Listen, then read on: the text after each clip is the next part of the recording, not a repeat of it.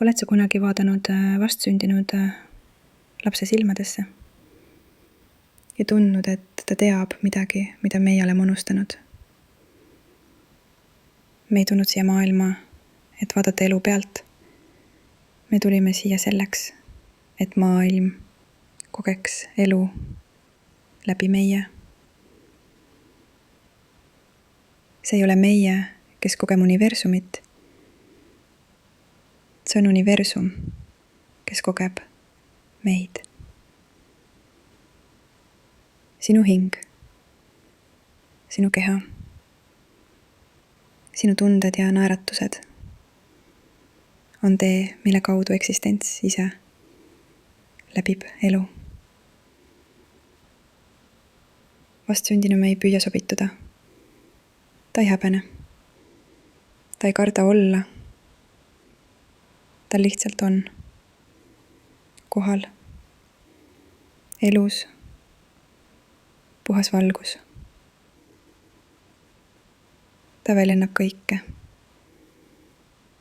sest ta teab, et tema kohalolu on tähtis.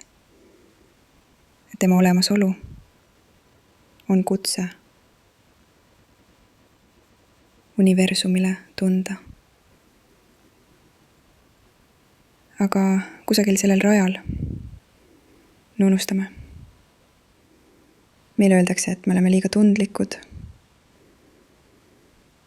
et meie rõõm on liig, et meie kurbus on segav.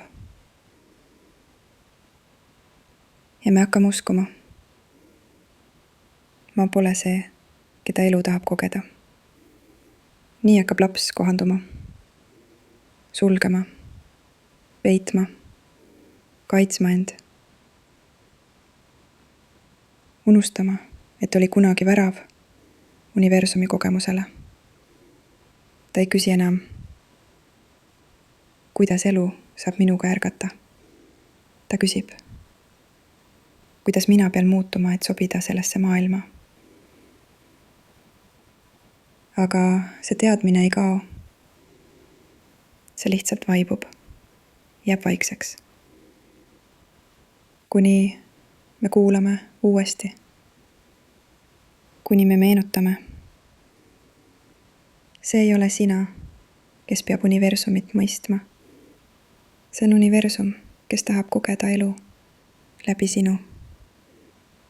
Ja kui sa seda kas või hetkeks mäletad, muutub kogu maailm